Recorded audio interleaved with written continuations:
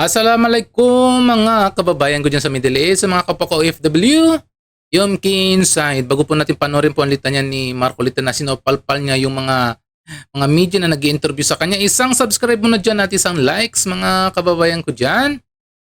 Dahil unang-unang pinag-usapan nila pa rin ito, hindi matapos-tapos na ang interview tungkol kay Senador Bato. Di tuloy na supalpal sila kay Senador Dante Marcolita yung mga media tungkol sa nangyari diyan po sa Senado na 'di ba mayroong nangyari diyan, nagkaroon ng putukan diyan sa o pagdala kay Bato doon sa ICC. Yun po. So wala na pa tumpik pa ito, panoorin po natin mga kababayan ko.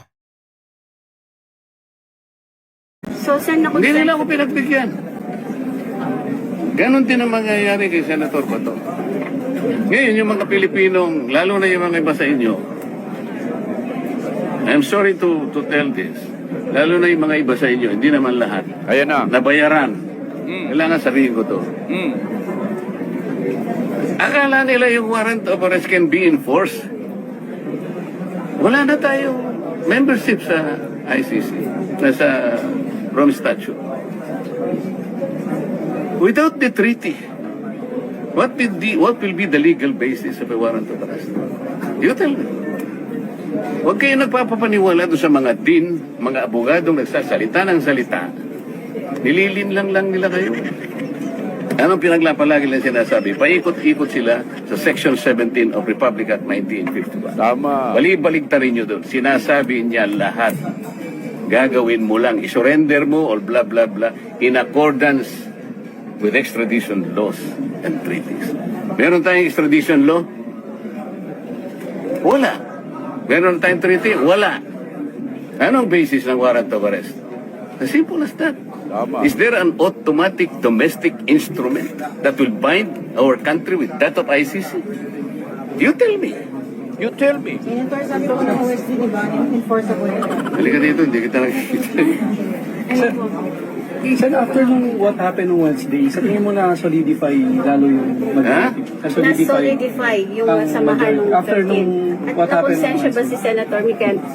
I don't know. Sinabi ko lang yun because yun ang totoo eh. Kasi ang gusto kasi sabihin diyan ni Dante Marcolita, ang mangyayari kasi kung pinayagan nila na kunin si Bato at i-surrender diyan sa warrant arrest na yan na sinasabi galing sa ICC at sumama pa dyan si Trillanes, ang mangyayari daw kagaya kay Pangulong Duterte na hayagang kinuha na lang ng mga tao at dinala sa dahig. Na walang ginawang due process dito sa Pilipinas. Kaya yan ang sinasabi niya ni Dante Marcolita na kung gano'n na lang mangyayari na which is matagal na tayong kumala sa ICC, ba't papagyan pa nating maulit-uli na gagawin ito pa kay Senador Bato? Kasi ang nagpupumilit lang naman dyan na gustong-gusto si Trillanes, di ba? Na hindi natin naman alam kung ano ba ang posisyon ni Trillanes sa ICC. Kasi siya may bit-bit ng warrant of arrest, di ba? Binuyang-yang niya pa sa publiko. Tapos sa totoo lang, wala naman binigay pala siya ng mga kopya sa Senado. Pero galit na galit si Trillanes kung bakit hindi nakuha si Senador Bato. Kaya yun ang gustong mangyari ni Dante Marcolita na dapat dalhin sa due process kasi wala na eh. Kung ano ang nangyari una, wag nang maulit. Parang ganun gusto niyang ipahiwatig ni Dante Marcolita.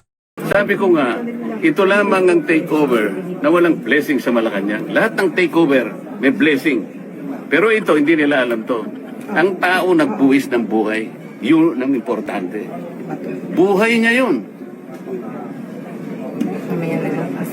So, Paano mo i-disregard yan?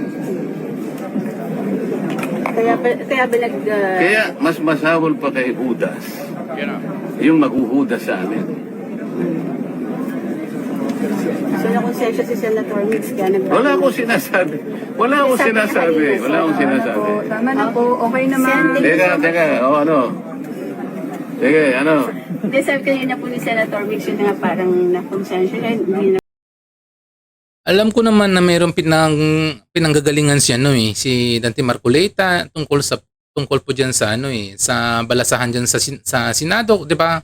Kasi sabi nila magkakaroon ulit ng balasahan diyan, magkakaroon naman ng pagbabago sa liderato.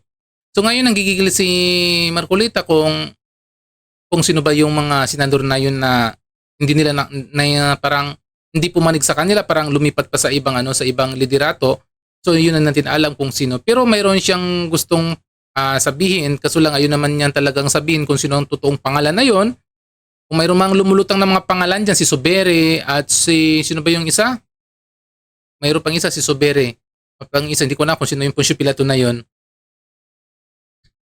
Mahirap na magsalita kasi hindi naman niya pala nakausap ng hindi naman niya nakausap ng harap-harapan. Kasi kung sa totoo lang talaga, manipis talaga yung liderato ni Cayetano kasi 13, tapos ang kalaban nila, ilan ba 10 ba yun? So anytime kung magkakaroon to ng kudita ulit sa Senado, may posibilidad na mapapalitan ulit si Cayetano. Ganun yun. Pero kung malakas-lakas ang yung majority dyan sa Senado, hindi may posibilidad na magtatagal si Cayetano dyan sa Senado bilang Senate President. Mga ganun talaga, ganun ang mangyayari kung ganung sistema. Kaso lang, ang bilang nila kasi 13-10 ba o 13-11 dyan, ay ngayon nawawala pa si Senador Bato, parang ayun na bumalik dyan. Siyempre, nakamanman na siya na kapag pumunta siya dyan, uhuli naman talaga ulit siya. Gusto yung nangyari sa Hindi, wala kami pag-uusap na gano'n eh. Huwag na kayo magbanggit ng kung sino. Sinabi ko lang yun sa grupo namin. Hindi namin kagrupo ni Senator Mix. Okay? Sir, sorry, yung nangyari po nung Wednesday, nandito din kayo, sir, di ba? Nung nagputukan. Oo, kaya lang. Nakaupo ako ron. Nag-iisip, bakit kaya nangyari? Nalulungkot ako. Sabi ko, bakit kaya nangyari sa bansa namin ito? Pagkatapos, sari-sari, kami raw ang nag-instigate. Kayo ba na? Sino ba ang gaano kayaman ang imagination ng isang tao na kami gagawa, no? Nagko-caucus kami, in-extend namin ang caucus dahil ang sabi nila darating, tumawag ang House of Representatives. Totoo naman, na diniliber nila, sinabit nila yung articles of impeachment. So habang nagbi-briefing kami, hindi pa kami ganong nakakalahati. Bigla nga ngayon, may putukan na ganito. Diyos ko ka. Natakot din kayo. Hindi ako natakot, nalungkot ako para sa aking bansa. Kailangan bang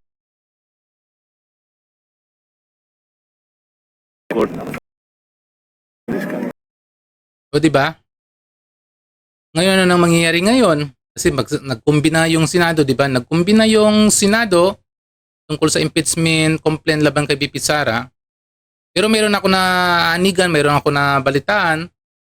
Sabi ni Atty. Torion, may posibilidad na mabasura po yung impeachment laban kay BP Sara kung magreklamo o mag-a-against regarding sa impeachment ni BP Sara. Ayoko kung saan na magpapail ng kaso sa Supreme Court yata, pero wala akong idea. Kaso lang ang nangyari yata parang wala pang mga senador na gumagawa ng ganyan.